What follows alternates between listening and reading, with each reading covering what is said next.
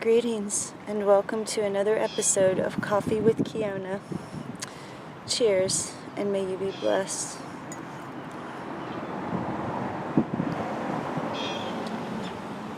I'm sitting in my front yard. It's a beautiful, peaceful day. So you may very well hear traffic noise occasionally.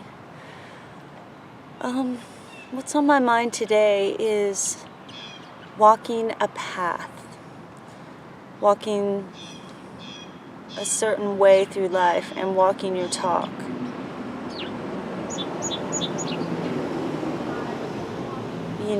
And seeing your life as a journey of a hero, which provides something of a map. And then you walk that path through various stages from initiation to mastery. And you can see that in tarot, where it starts out with the Fool and ends with the Mage, I believe. The Magi. Or the fourfold way of teacher, healer, visionary, warrior. Or the eightfold way of the Buddhist. Or the way of the peacemaker. Or the beauty way. There's all kinds of different ways that you could use as a template. And of course you can craft your own path, And I think when you're actually walking a path, a metaphorical path, it's like you're being swept along with it. It's not like you're having to craft it. It's happening to you that way. And you just have to be aware of it and appreciate it and say, wow, that was an invitation to adventure. Or that was a test of my ninja or Jedi abilities. That was an initiation into another phase of this journey. Or these are the monsters I must confront in order to reach the center of the labyrinth and attain the prizes, and then find a way to return to my people and share those prizes.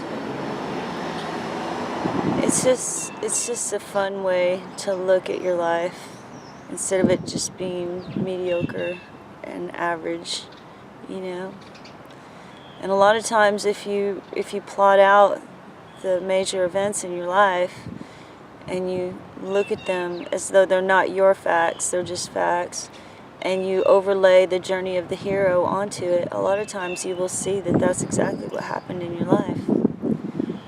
You started out innocent, with all the possibilities of the Fool. You had an invitation to adventure. You crossed the threshold. You met your mentor and other people in your life who had the most impact on you. You journeyed along questing for whatever it was that you desired. Eventually you were led to a labyrinth where you had to descend to the labyrinth and then come back again, and along the way you had to battle monsters and confront your own darkness and be torn limb from limb, disassembled in all ways to experience the ego death, and then put yourself back together again and find your way out of the labyrinth while carrying your prizes that you're going to share with your people. So, for example, my own life, if you need an example, I just started out as this innocent person, and I moved to Boone, North Carolina, and I went to college there. I feel like that was my invitation to adventure, and the things I learned and the people I knew and the things I did helped me cross over a certain threshold of awareness in my life. And then I had more invitations to adventure that led me just through some real darkness and real battles, both spiritual and physical.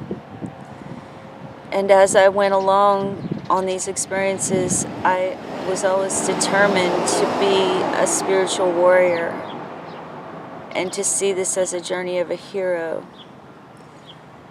And so the prizes I gained along the way, I believe, are my understandings, my wisdom, my empathy, and the compassion my strength, my patience, my foresight and my vision, my overstanding and my understanding, and on and on and on.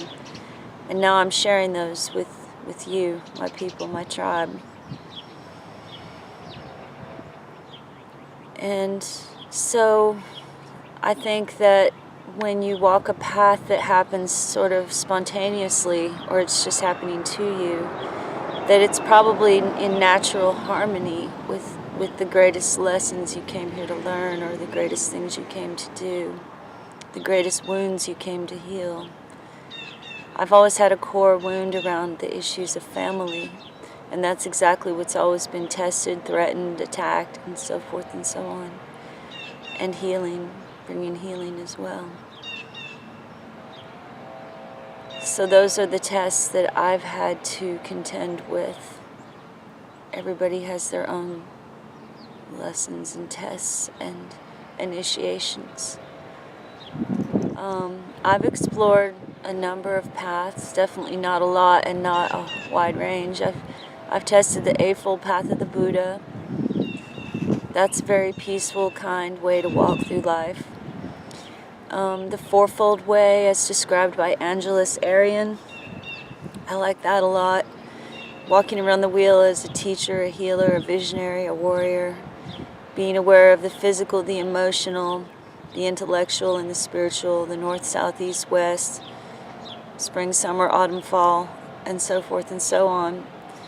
And so being able to experience a lot more meaning and depth of beauty in what happens in life and the qualities and characteristics. As we were driving along this morning, I was looking at this huge city near where we live, and I was thinking, like, if everybody was on DMT, they would be seeing all of these electrical patterns and sacred geometry and overlapping layers of parallel timelines and dimensions, and everybody's spirit chords and all the sound vibrations that are visible in the other dimensions, and that it's all here simultaneously, but our filters are such that we have this clean, bland, solid, dense world. But that doesn't negate the existence of all the other stuff that we're not normally aware of, unless the doors of our perception are open.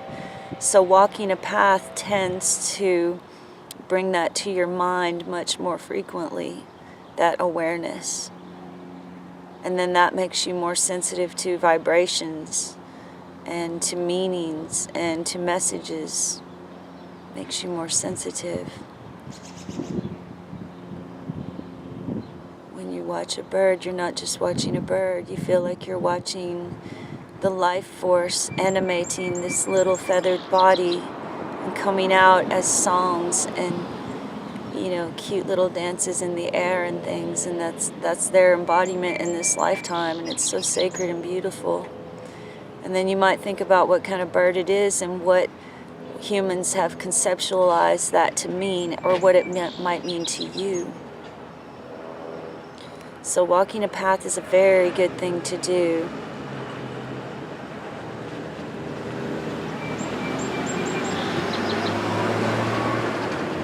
Consciously walking a path, it can get you through some really tough times and dark times, and really amplify your good times in your life. I think it just feels good. You don't have to be pretentious about it or something. Just carry it in your heart wherever you go. The path that you walk, whether you choose nonviolence or magic or whatever you choose, you know, to walk your path. And we spiral around the wheel of life simultaneously in different directions, forward and back in time. I mean, just getting a handle on what's going on right now is a good accomplishment. And then adding more layers of awareness on as you fine-tune your senses. That's what walking a path can do for you.